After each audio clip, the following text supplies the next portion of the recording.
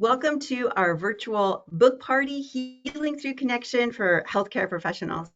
My name is Beverly Tomasian, or Coach Beverly. My pronouns are she, her, and hers. I want to thank you so much for joining this virtual book party today. It's my first time ever throwing this kind of party, and I'm just thrilled to be here. I'm excited, I'm thrilled, I'm a little bit nervous, and I'm really so excited to share the content of this book with you. I'd like to do a land acknowledgement. We acknowledge and are mindful that Diabetes Education Services stands on lands that were originally occupied by the first people of this area, the Mechoopda, and we recognize their distinctive spiritual relationship with this land, the flora, the fauna, and the waters that run through this area. I have to do a gratitude shout out. I mean, this book here it is. It's this is not the final version because it's not bound, so the pages are loose still. I'm waiting, from the printer to send the final version of the book, and I'm hoping to see that book on my porch by mid-August. So fingers crossed. That writing a book is such a big labor of love, and also there's so many people along the way that help you out. So I have to do a gratitude shout out. First, I have to thank my husband of 26 years, Christopher. He has been with me every step of the way, reading different drafts, giving me encouragement, talking about the book endlessly with me. And actually, he was very helpful. I'm like, how do I do a virtual book party? And I shared a lot of ideas with him, and he has just been such a cheerleader for me, along with my board of directors. My husband is on my board of directors, and so are Jane Steinberg and Joni Weiss. And I cannot say enough about this friendship that has lasted over 35 years. We graduated from UCLA with our master's in public health over 30 years ago, and we've been besties ever since. But besties in the biggest way possible, where they not only support and cheer me on in my personal life, but also they've been an integral part of my company, growing my company, starting my company, and helping me have the courage to keep it moving forward. I have two beautiful boys. Now they're young men actually. Robert is now 23 and Jackson is turning 21. My boys have been a part of my company since they were teenagers. They were paid employees, I want to reassure you, but they know the ins and outs of my company, and they certainly know the ins and outs of my life, my struggles, my journeys, my stories. And every step along the way, they have loved and supported me and cheered me on. I have had an amazing editorial team. As you know, you write a book, and the first version of your book is pretty rough. Like you're just getting the ideas out, and then you need people on the other side to read it, to give you feedback, to help you communicate what you want to communicate clearly, succinctly, and capture the voice that is yours. And my editorial team has been amazing. Joy Lynn, Simon, and Kate. And then I have a diabetes education services team. During this time of writing the book, rewriting it, creating parties, writing blogs about it. It's been like I've had two jobs, running my company plus trying to write this book.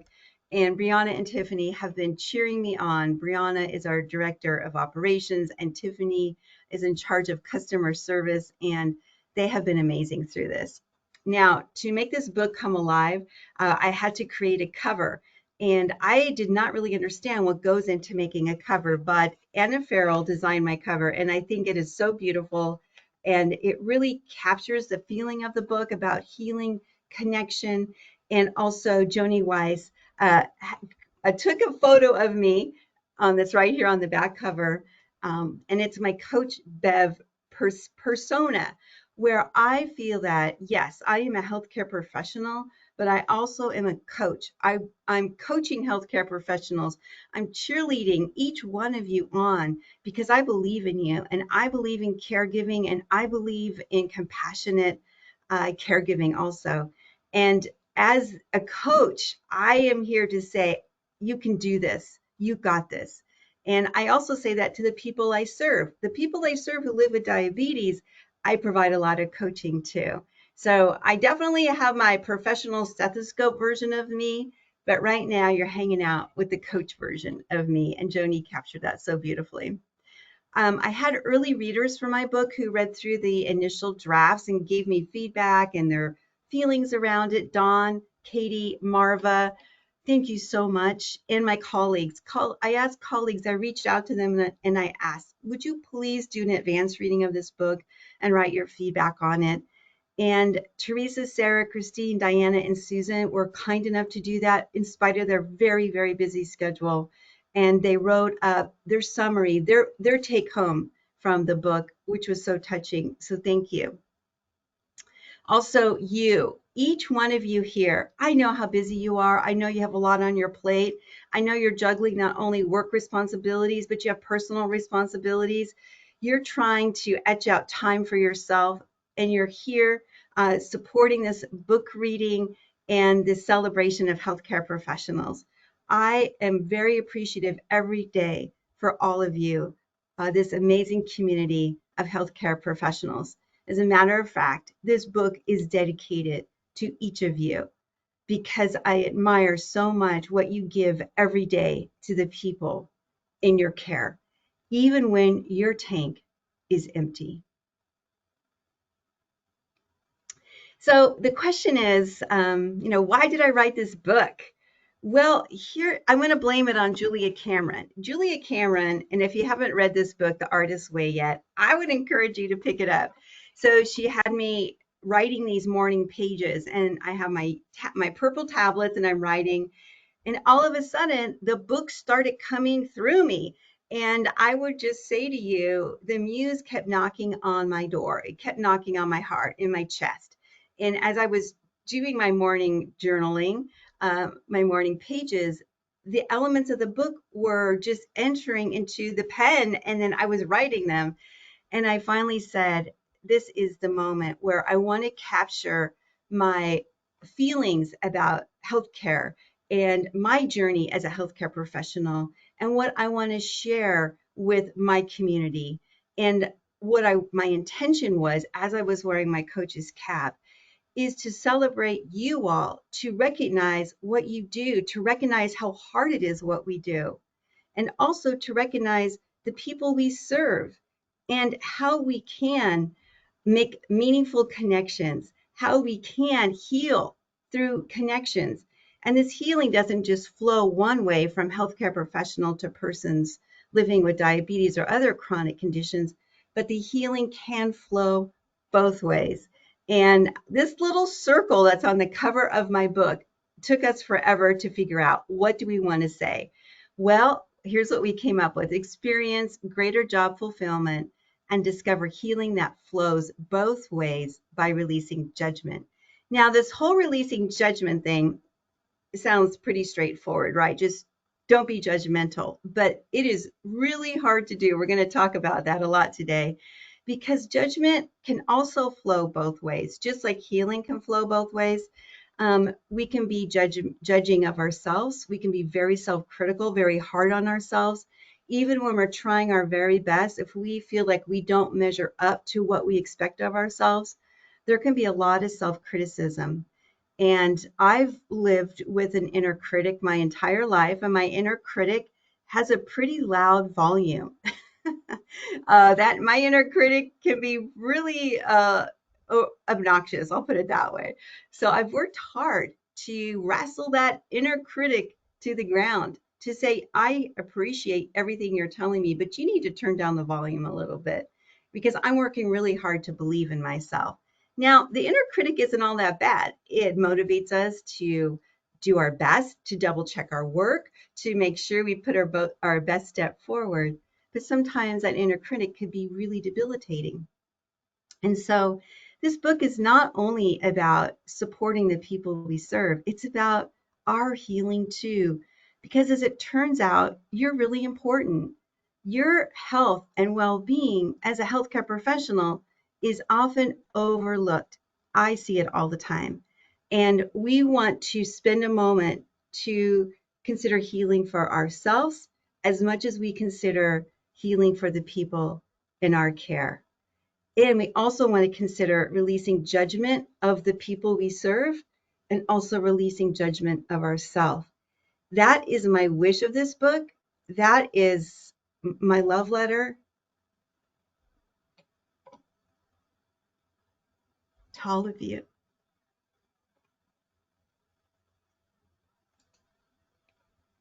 So there is a lot of, it's personal. This book is very personal, as you can tell. I wasn't expecting those tears to come, but they came and it's okay.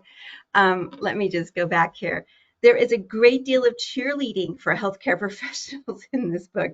I'm actually doing the Audible version of this book right now. And as I'm reading it, I'm like, wow, I'm I'm really encouraging in this book.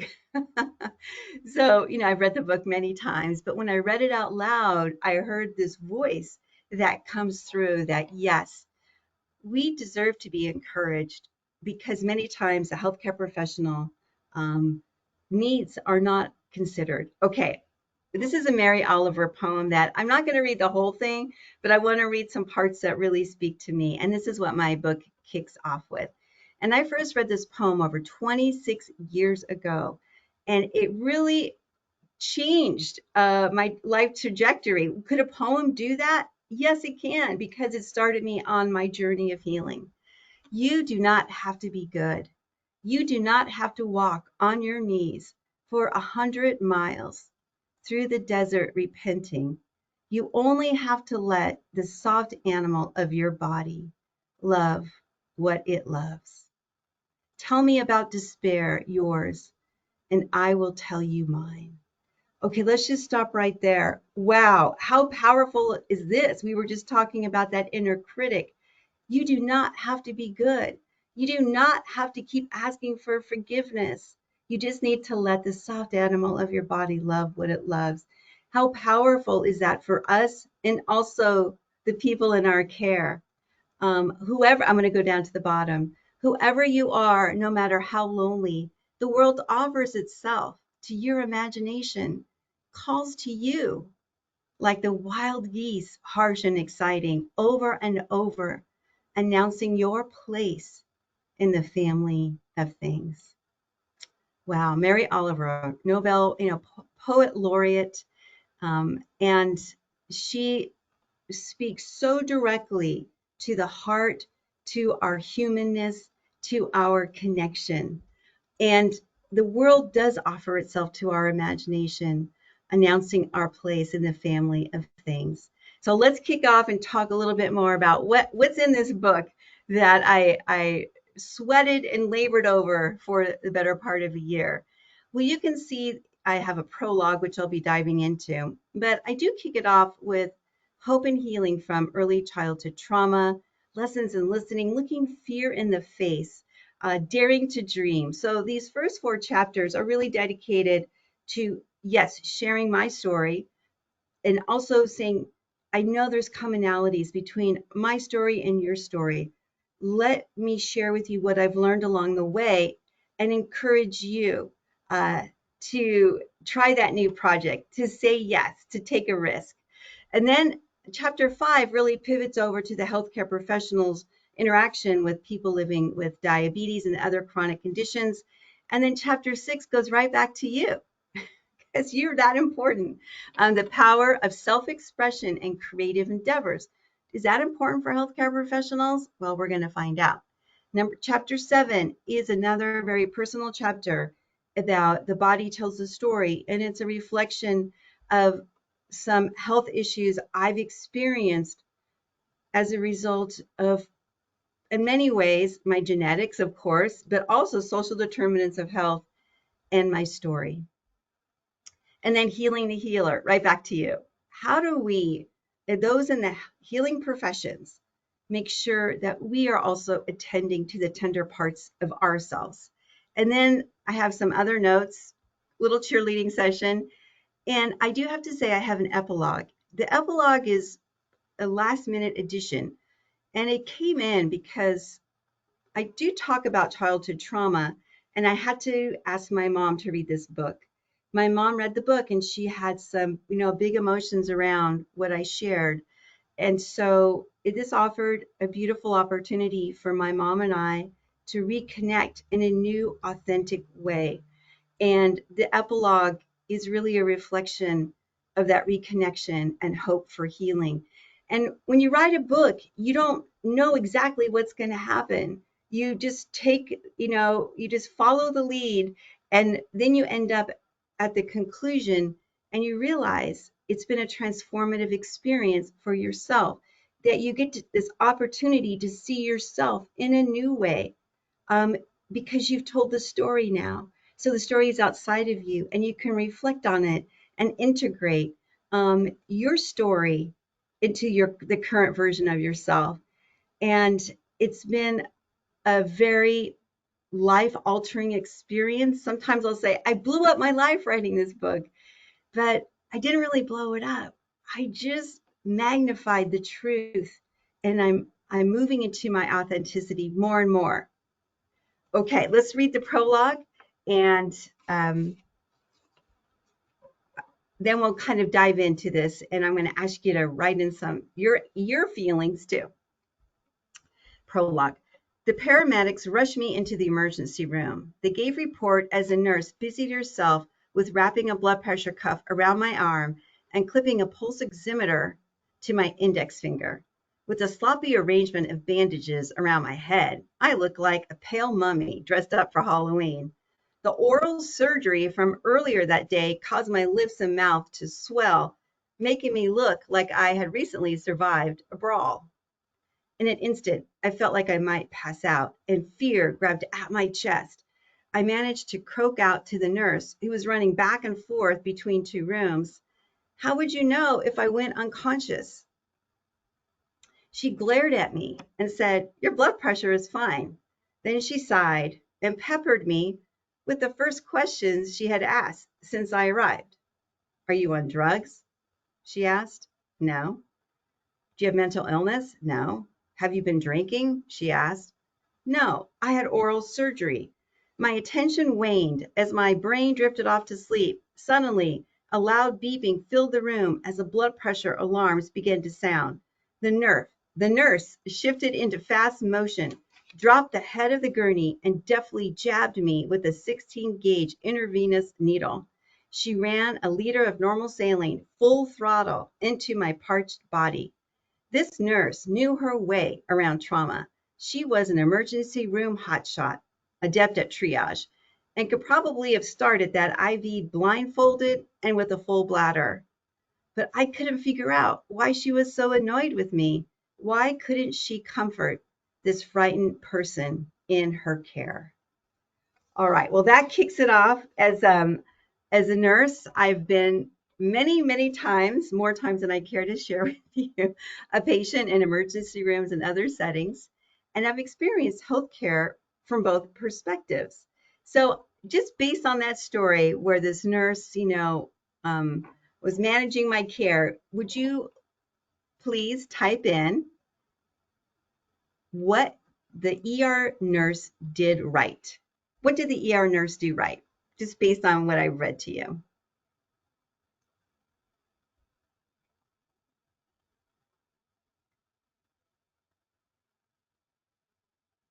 And you'll have to type it into the questions because the chat box doesn't seem to be participating right now.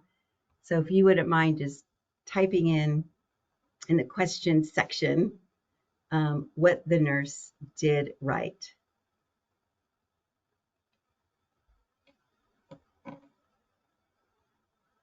All right, well, I'm going to go ahead. Here comes some answers. Thank you. Sharon says she responded quickly to the emergency. She did respond quickly to the emergency. Anything else that she did right? Okay, well, we'll keep going. And if you all, let's see, somebody else said any question. She started listening. Yes, she did start to listen.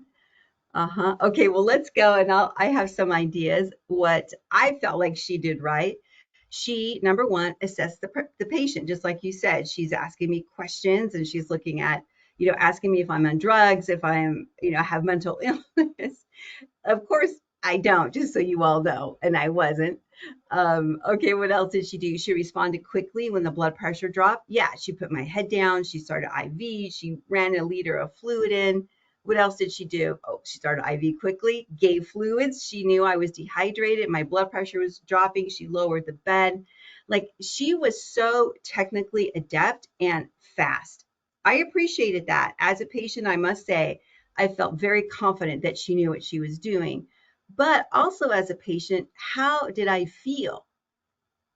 What were my emotions when this nurse was, managing my care? Well, I'll just tell you, I was scared. I was really scared because I was worried I was going to pass out. And I said to the nurse, what if you don't notice that my blood pressure drops and I pass out? I was scared because I felt that bad. Like I felt like really hemodynamically unstable. I felt alone. There was no one in the room with me. My husband couldn't stay. Yeah, and Heather says she addressed my concern. Let's see. Okay, will just keep reading my little list here, but thank you for your comments. So I felt scared. I felt alone. I was worried that the nurse wouldn't notice my blood pressure drop. I felt very vulnerable. I was in a gown. I was, just like I felt very vulnerable. My face was puffy. I had bandages on. I didn't look like my normal self. I felt unsupported. Yeah, all of those things. And I also felt indignant. I'm going to tell you the truth. She's like, she thinks I'm on drugs. She thinks I'm drinking or I have mental illness. I can't believe she would ask me those questions because it didn't seem like she had a clipboard. It just seemed like she was assuming that I was, I had those issues. And yeah, Kim says, I felt like my feelings were ignored. So I was kind of angry. And I did have this dream of coming back to the emergency room in my outfit or my suit and just, saying, this is a girl you asked about these questions, because that's how indignant I felt. And I also felt really embarrassed and I felt ashamed. I felt like, wow, here I am in the emergency room. Maybe I'm exaggerating it. Maybe, yeah, I felt judged. Like she just was judging me based on this one incident. She didn't see me as a full person that I was. And this is very interesting because if we look at the nurse, she's a hot shot, technical hot shot. And did that serve the patient well? Well, you could see there's a little barrier here where the nurse did not really connect with the patient. She was technically adept, astute, and she maintained the blood pressure. Yet the person on the other side didn't feel heard or seen or listened to or cared for. They felt all these big feelings. And what I want to say is this happens a lot in healthcare in different situations. But I'm not trying to blame anybody here. I'm just trying to dissect what can happen. And I want to take a brief look at the nurse's feelings. How does a nurse feel at that moment? She feels maybe she's got activated by a needy patient. Maybe her last person was a gunshot wound or somebody who had a traumatic injury, and here I come in worried about my blood pressure dropping. And that could have just felt frustrating to her. Maybe she hasn't eaten for a while. Maybe her bladder's full. Maybe she's tired. Maybe she's worked 5 shifts in a row and she needs a break. She hasn't had a break yet. We don't really know what's going on. Maybe she has her own worries. Absolutely. Like maybe she's thinking about her kids. Maybe the babysitter is going to leave in a little while. Maybe she's having some marital issues. We don't know what's going on. Maybe she's staying late on her shift and because the person didn't show up, the other staff member. Maybe she's burned out, right? Burnout, overworked. And this is the part we don't often consider with us healthcare professionals. As a matter of fact, I just got an email from a student and he just got his CDCES. He's an RD CDCES. And he goes, Bev, I've been doing this for 3 years and I feel really burned out as a diabetes educator.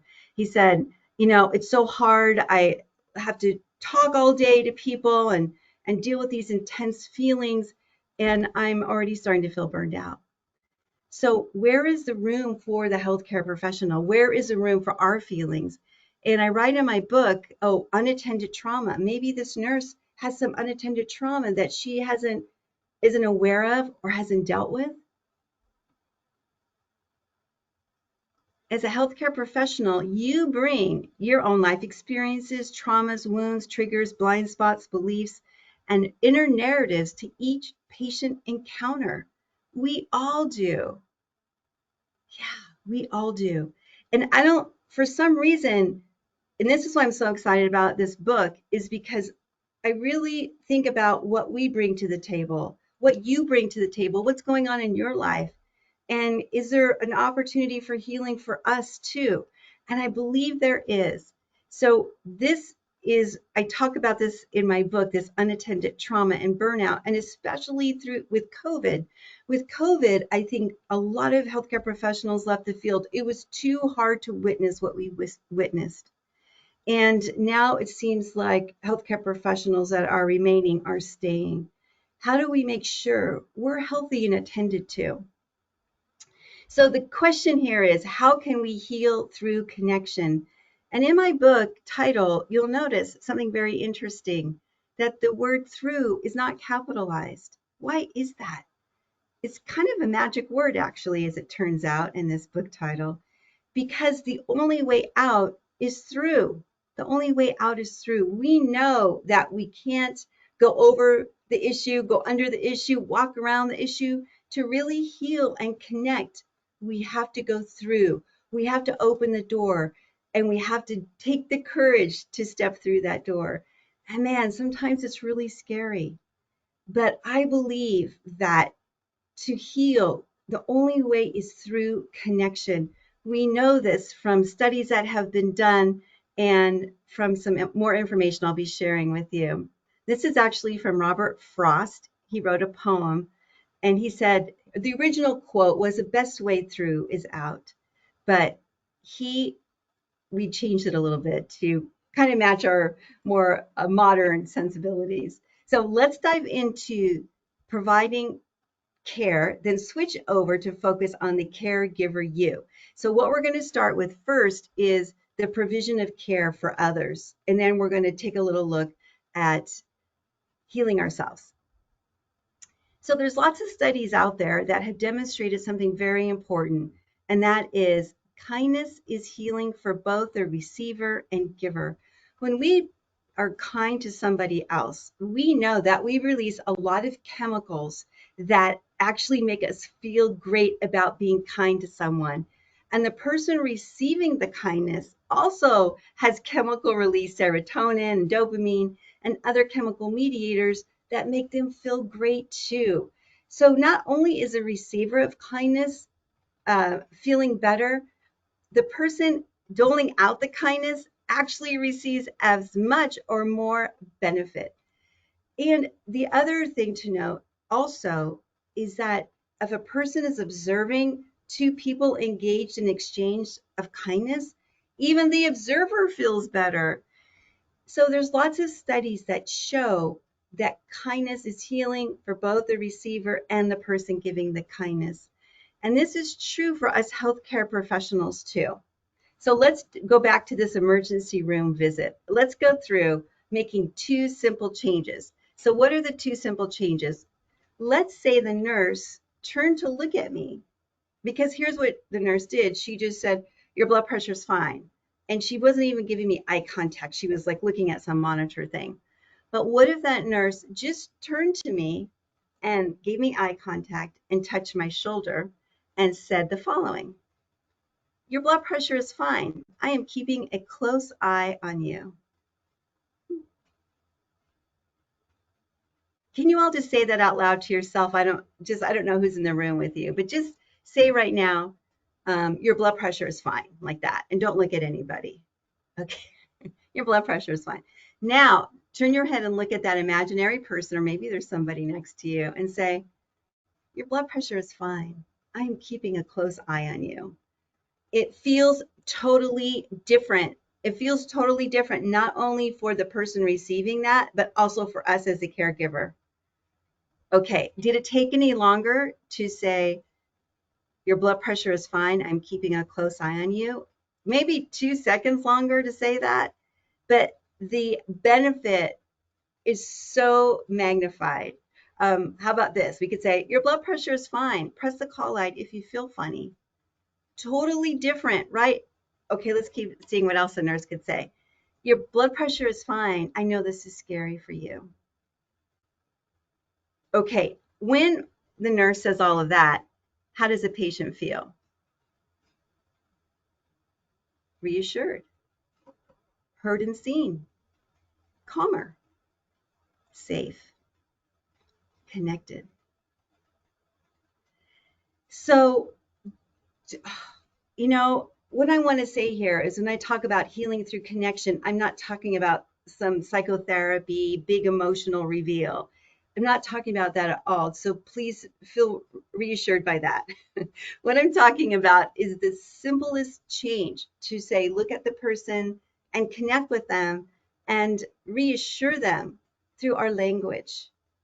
Your blood pressure is fine. I am keeping a close eye on you. I feel reassured, heard, seen, calmer, safe.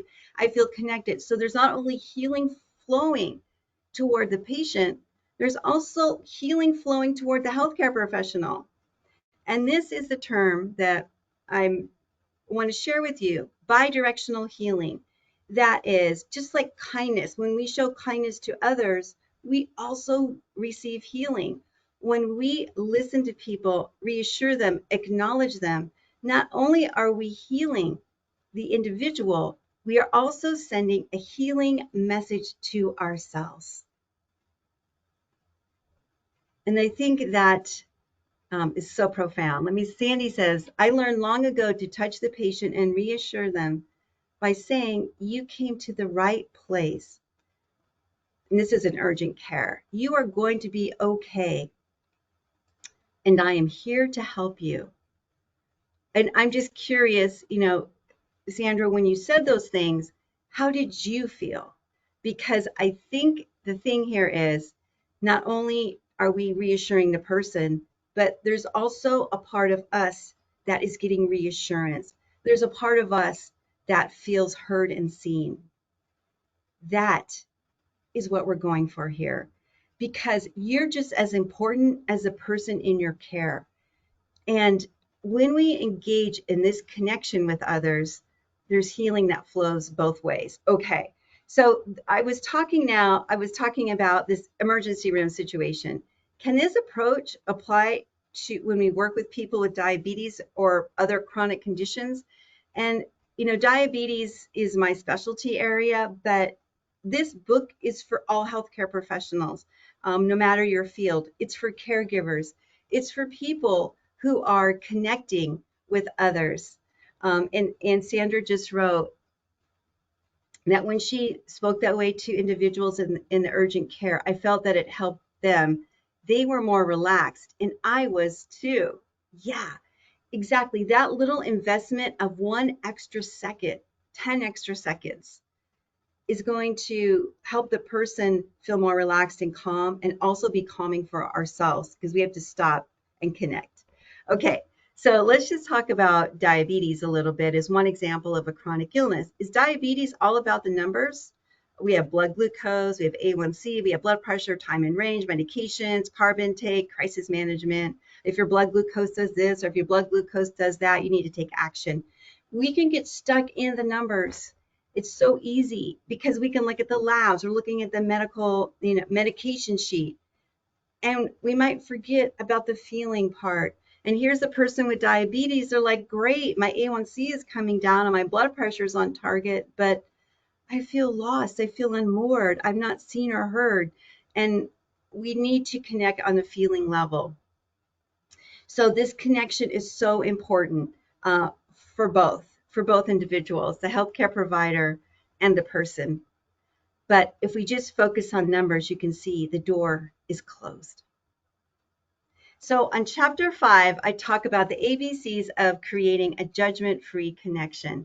I love this chapter. It's really just a summary of what I've learned over my years and by looking into research, being a part of research studies, and my own experience working with people living with diabetes and other chronic conditions for over 30 years.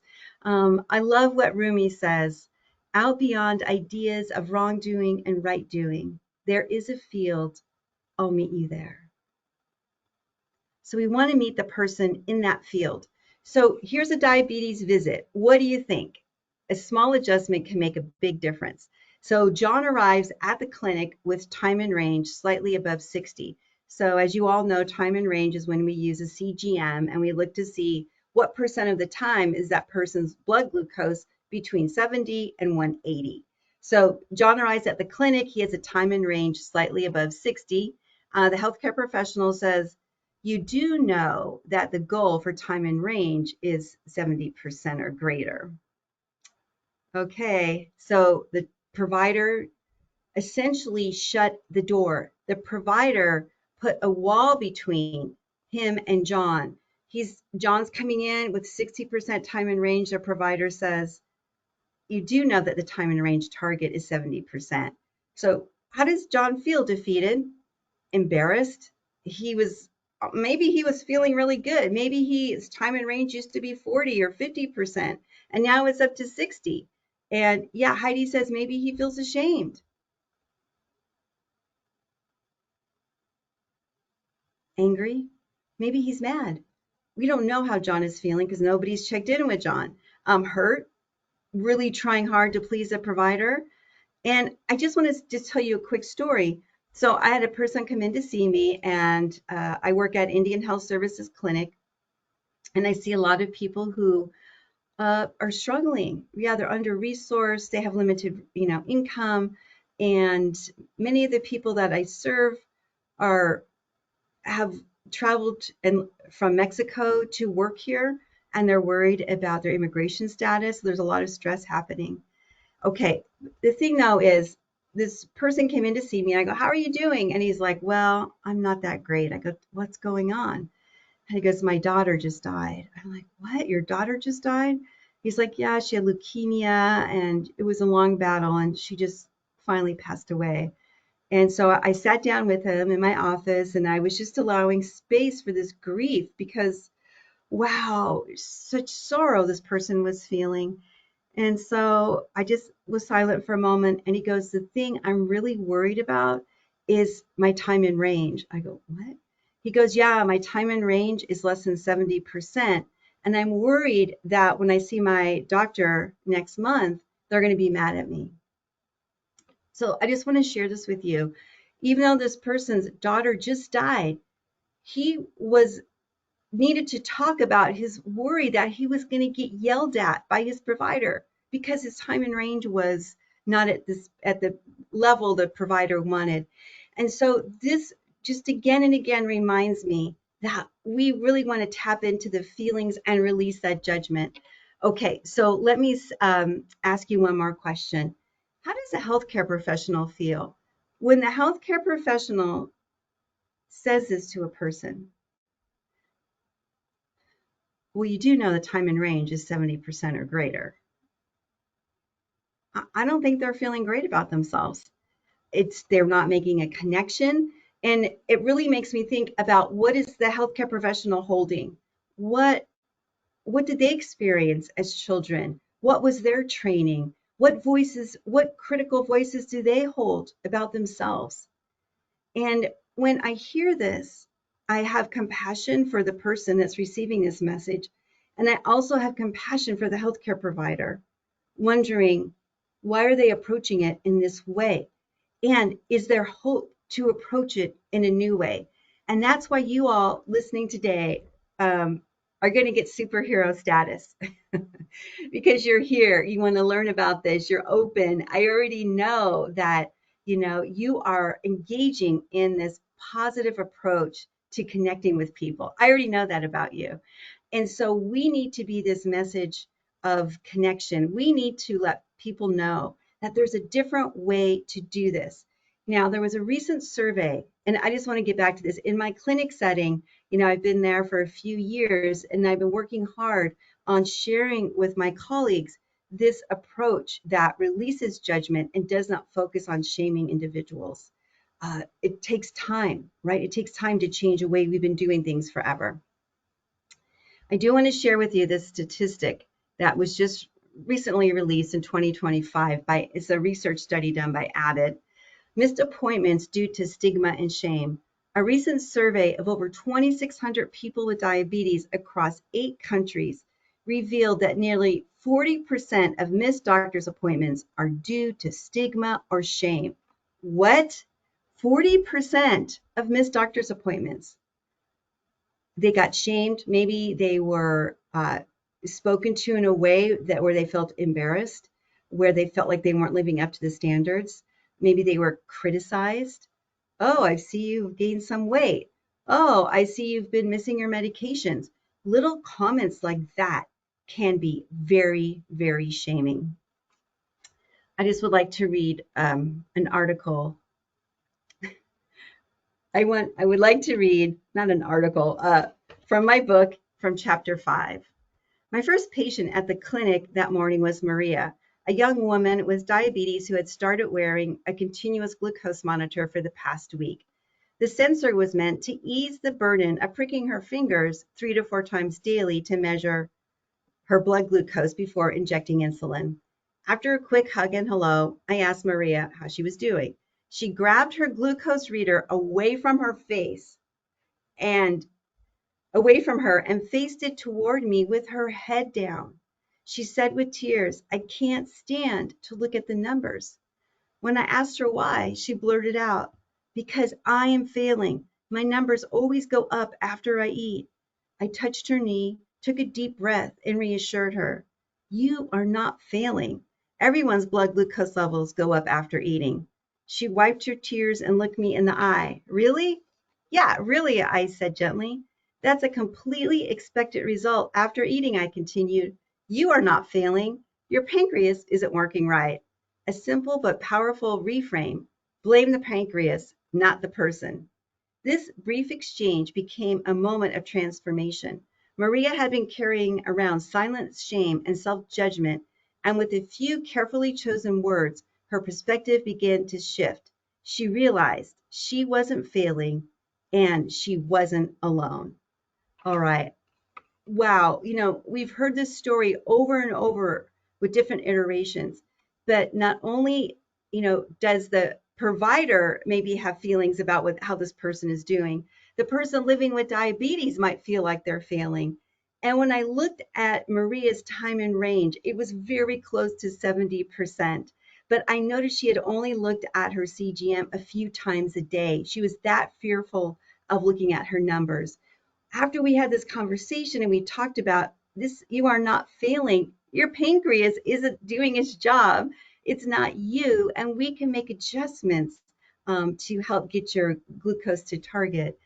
Now, when she comes back and sees me, we have a totally different conversation where she's much more confident and upbeat, and she helps problem solve how to get her blood glucose to target. And so I do want to say something really important here. The EMBARK trial transformed my approach to diabetes care, and I'll be talking about that in a minute. But I have finally given myself permission to make addressing the emotional aspects of diabetes a priority. Before, I would really be a little more focused on how's the A1C, how the meds, how's the nutrition therapy, and those are important. But what is most important?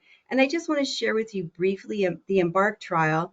And I was fortunate enough to be the diabetes nurse educator in this trial, along with a diabetes psychologist that I partnered with, Dr. Susan Guzman or Dr. Larry Fisher. And there were 3 arms to this trial. These were people living with type 1 diabetes who were experiencing diabetes distress. The Streamline was just an educator, myself-led management program. I would meet with them online, provide some classes, talk to them individually. Tuned In was just a psychologist talking to that individual, a diabetes psychologist. And then Fix It, they combined the Streamline and Tuned In together, so 3 arms. What did they find out? Well, all 3 programs demonstrated substantive and sustained reduction in diabetes distress and A1C at 12 months. But look what the major finding was. Tuned In, the emotion-focused program, had the most consistent benefits across both diabetes distress and A1C. What? Well, I would expect the diabetes psychologist to help with diabetes distress, but it wasn't just that. It was decreasing A1C. So here's the thing, addressing diabetes distress not only decreases diabetes distress, obviously, but it also helps lower A1C. I used to think the other way around. By helping get all the stuff of diabetes right, the distress would decrease. But we have to look at the emotions first. The other thing is we need to roll out the carpet of non-judgment. And this is what I'll tell people all the time. There are no bad or good blood glucose numbers.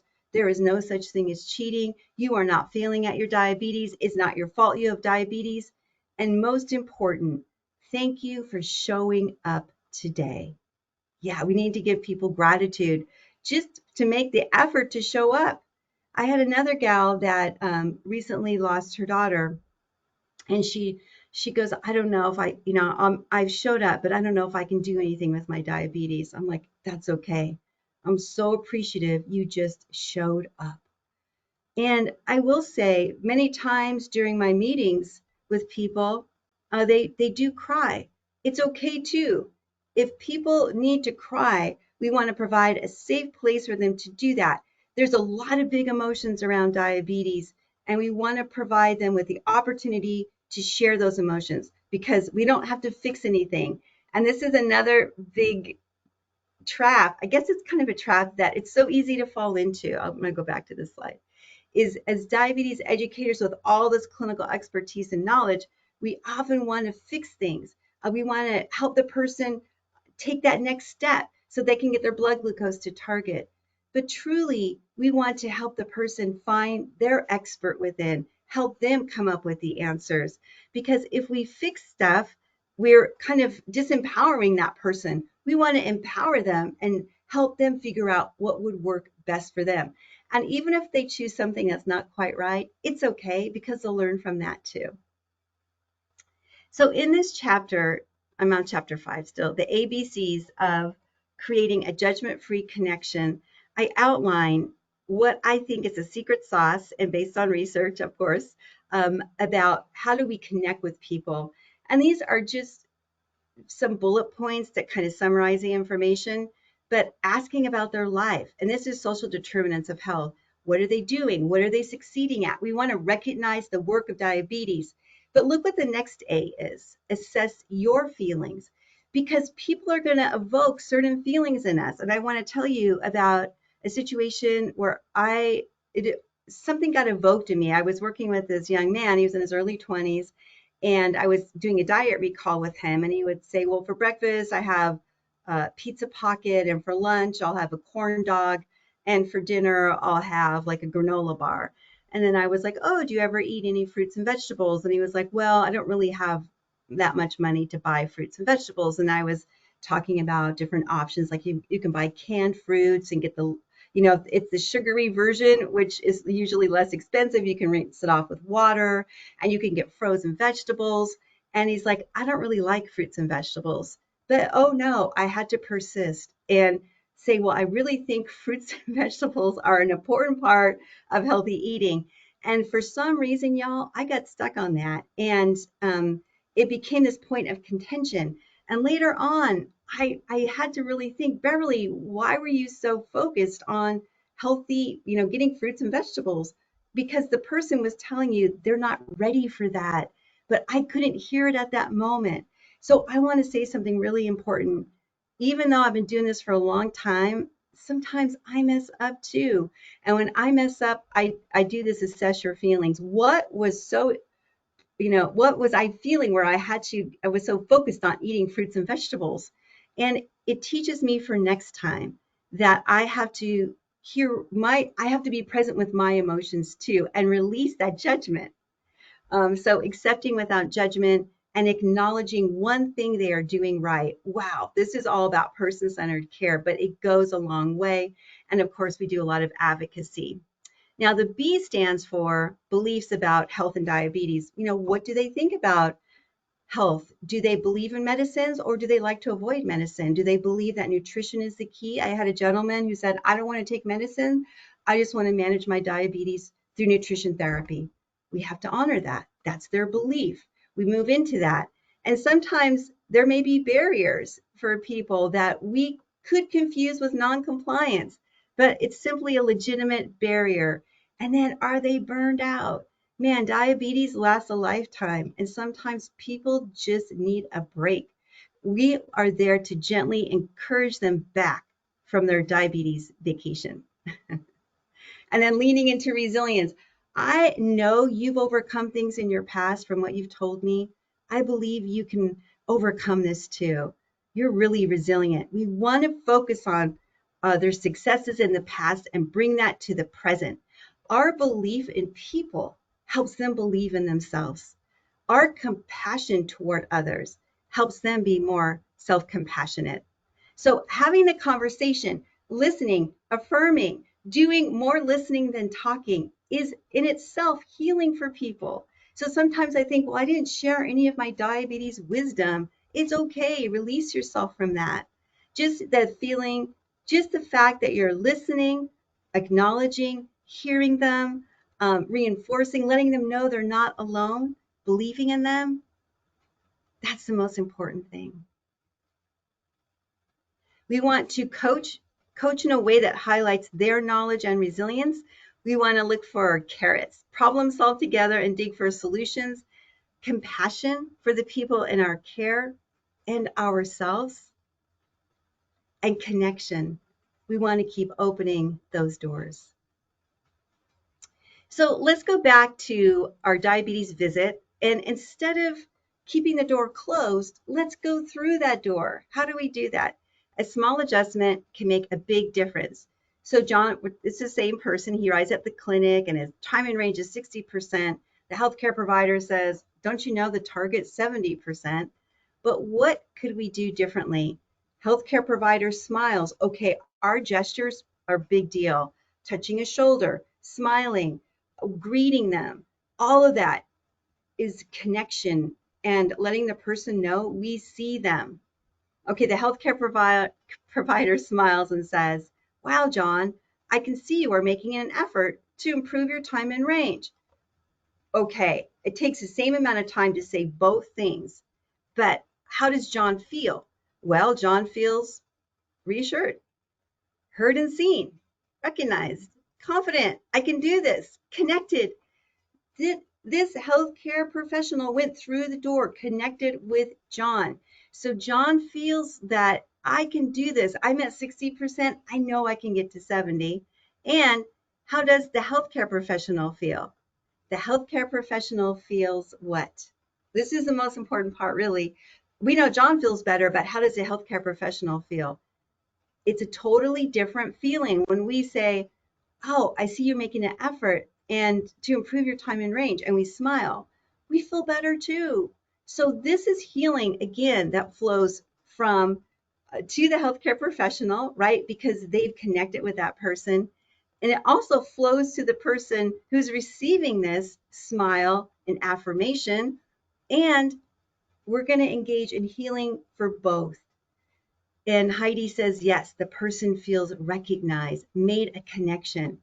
And this is so important because to all of you, and I just confessed my whole vegetable fruit story to all of you, it's not about perfect. It's not about perfect here. The tower may lean a little bit.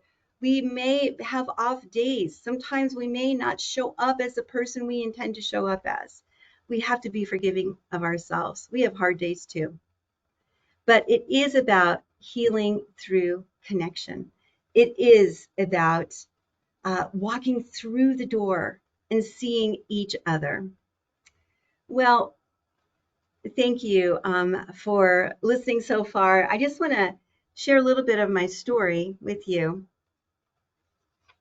And my life started with a lot of promise. I don't know if y'all know this, but I was born in Canada and I came down to America with, well, my parents drove me in a Volkswagen. Okay, I didn't just show up myself when I was 2 years old. And my parents bought this little house in Sylmar. I think it's 800 square feet, and that's in LA. And my dad had a cleanup and hauling company.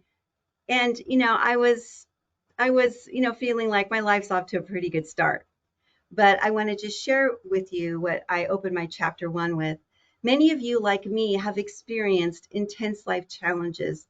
While our experiences, backgrounds, and the people in our lives may differ, I suspect we hold something powerful in common, a calling to care for others.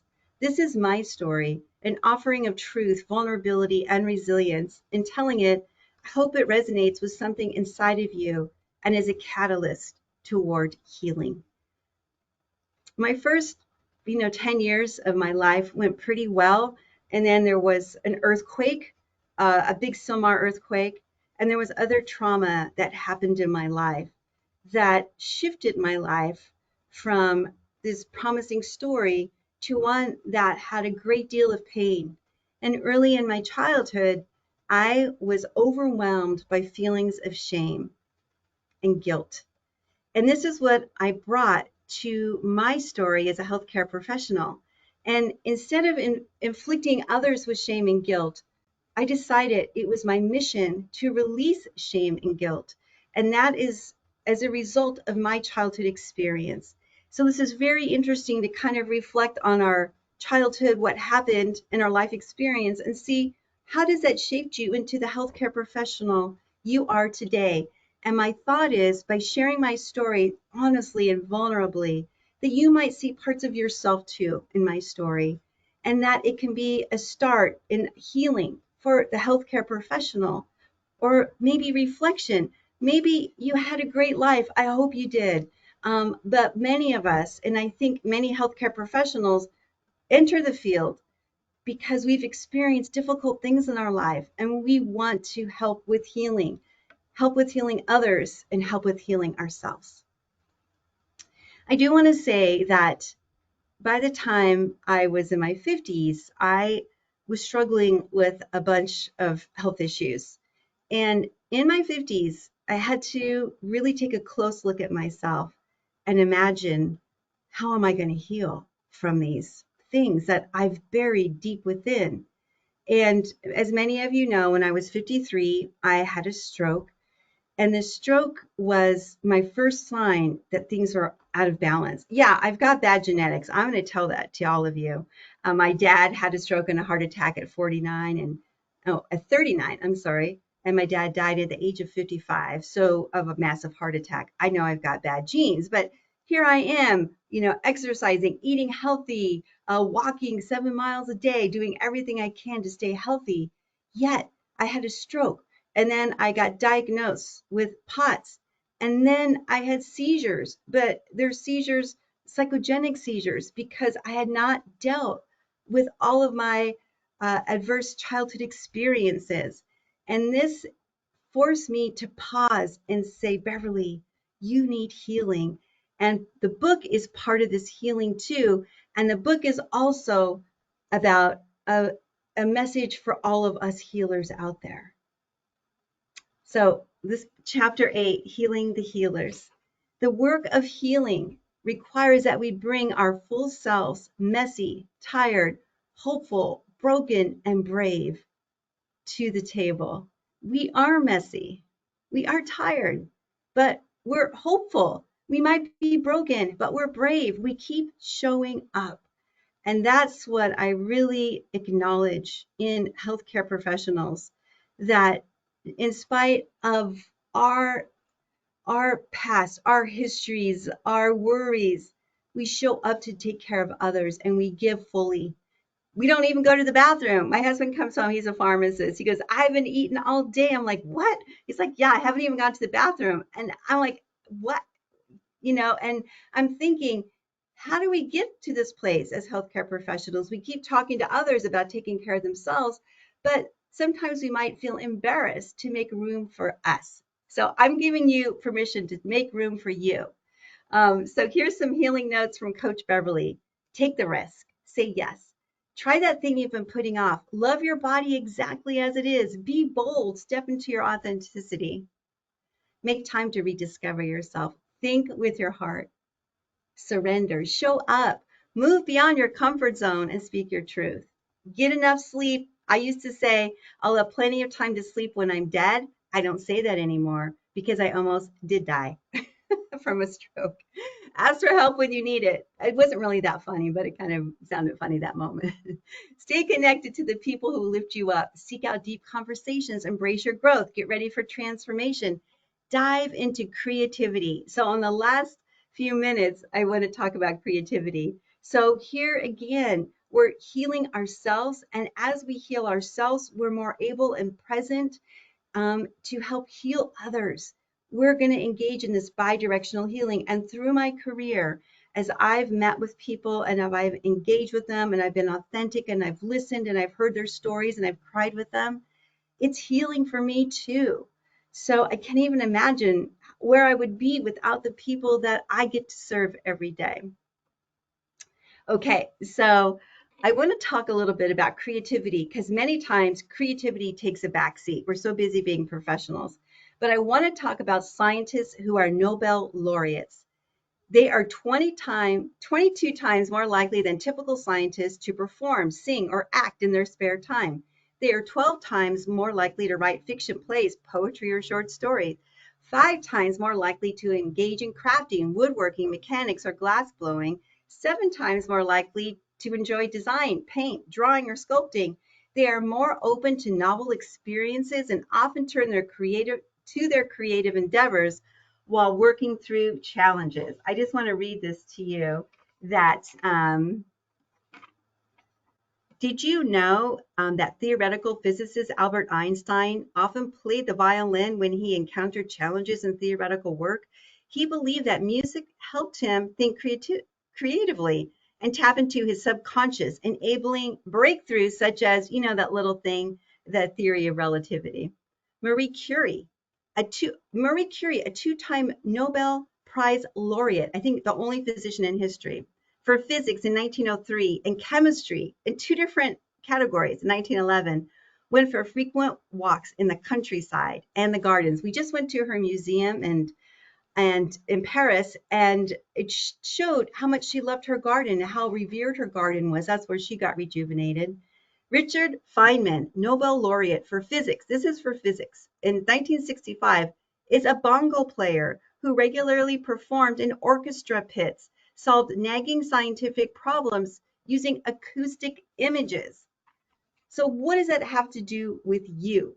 Well, I want to say we deserve to incorporate creativity into our lives. It helps us think outside the box. It helps rejuvenate us. It helps us with recreation. So, that word recreate is recreation. We need it. We work hard. We see a lot of hard stuff. We need outlets. So I was going to ask all of you, what are your creative endeavors that you enjoy? If you wouldn't mind typing those in. What creative endeavors are you currently enjoying in your life? I'm going to take off my jacket here.